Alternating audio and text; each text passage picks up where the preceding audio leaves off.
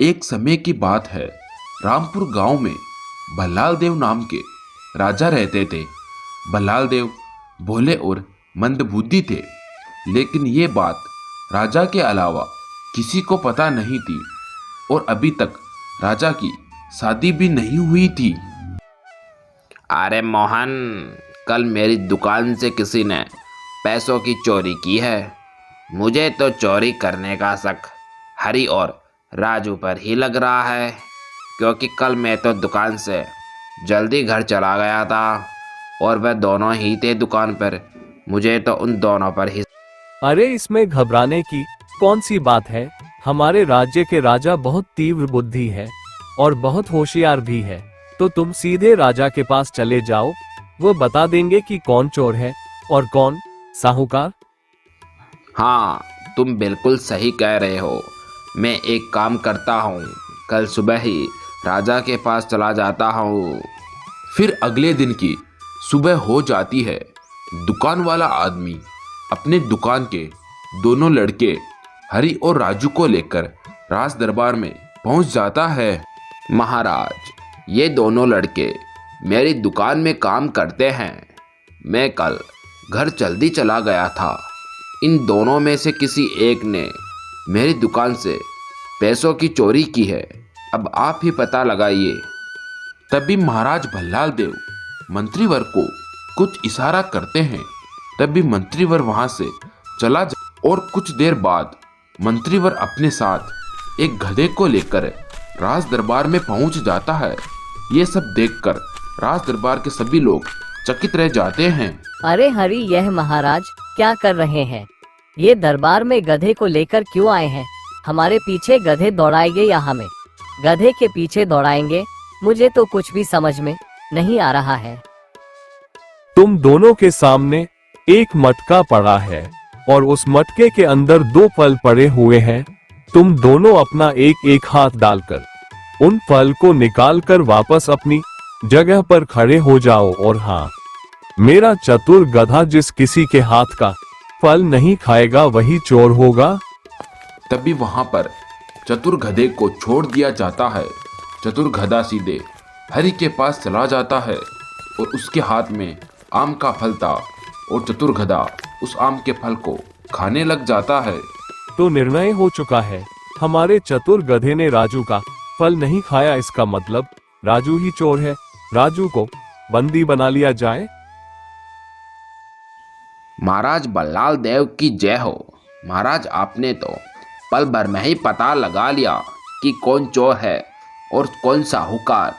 महाराज, आपका ये चतुर गधा वाकई में ही बहुत चतुर है। महाराज ने एक अनूठा उपाय लगाया और अपने आप को एक मंदबुद्धि होने से बचा लिया था।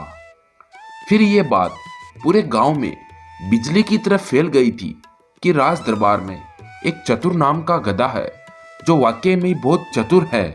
अरे हमारे महाराज के पास एक चतुर नाम का गधा है।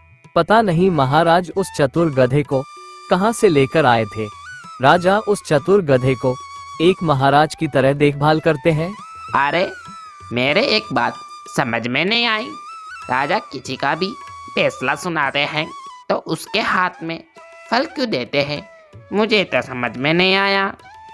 अब राज्य में कोई भी चोरी करता तो उसे राज दरबार में चतुर के सामने पेश कर दिया जाता और चतुर जिस किसी का भी फल नहीं खाता उसे सलाखों के पीछे डाल दिया जाता, चाहे वह चोर हो या नहीं हो। और राज दरबार के सभी लोग बस चतुर की ही प्रशंसा कर रहे थे और राजा की भी। एक दिन की बात है, गांव में एक साधु महात्मा आए हुए थे। साधु बहुत भूखे थे और वह एक घर के पास खाना मांगने के लिए चले जाते हैं। तभी उस घर में से एक चोर चोरी करके जल्दी जल्दी वहां से आगे की तरफ बढ़ रहा था। तभी साधु महात्मा उस चोर को पकड़ लेते हैं और वहीं पर रुक जाते हैं। तभी उस घर के मालिक और मालकिन भी बाहर आ जाते हैं। अच्छा, तो साधु महात्मा बनकर गांव से चोरी करते हो। चलो, तुम्हें आज तो राजा के पास ले जाऊंगा और वहीं दूध का दूध पानी का पानी कर डालूंगा। अरे बालक, मैंने कोई भी चोरी नहीं की है। यह आदमी तुम्हारे घर से कुछ सामान चोरी करके भाग रहा था, मैंने तो इसे पकड़ा है। मैंने तो आपकी मदद की है, तो मैं चोर कैसे हुआ?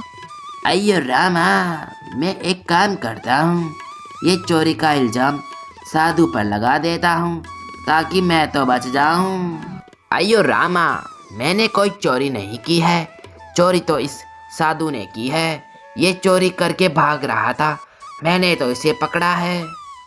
अरे तुम दोनों लड़ो मत, मैं अभी तुम दोनों को राज दरबार में ले जाता हूँ। वहाँ चतुर सब कुछ पता लगा लेगा। फिर उस चोर को और साधु महात्मा को राज दरबार में लाया जाता है और चतुर को भी बुला लिया जाता है। महाराज, इन दोनों में से किसी एक ने मेरे घर से आभूषणों की चोरी की है। अब आप ही पता लगाइए कि चोर कौन है। महाराज, मैंने कोई चोरी नहीं की है, अन्यथा मैंने तो इस चोर को चोरी करते हुए नंगे हाथ पकड़ा है।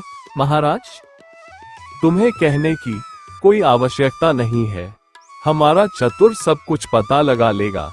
बस आप दोनों तो वहां पर खड़े उस मटके में से एक एक फल लेकर खड़े हो जाओ, और चतुर जिसका भी फल नहीं खाएगा तो वही चोर होगा। फिर वह दोनों अपने हाथ में फल लेकर खड़े हो जाते हैं। तभी चतुर उस चोर के पास चला जाता है और उसका फल खाने लग जाता है। चलो, निर्णय हो गया है, यह महात्मा ही चोर है। इसी ने उनके घरों से आभूषणों की चोरी की है, इन्हें कारावास में डाल दो। महाराज, आप पूरी प्रजा को बेवकूफ बना सकते हैं, लेकिन एक साधु को नहीं। इस गधे को आम का फल बहुत अच्छा लगता है, और जिस किसी के पास आम का फल होता है, ये गधा आम के फल की तरफ चला जाता है और वही फल खाता है। लेकिन साधु महात्मा, ये बात आपको कैसे पता चली कि ये गधा आम का ही फल खाता है?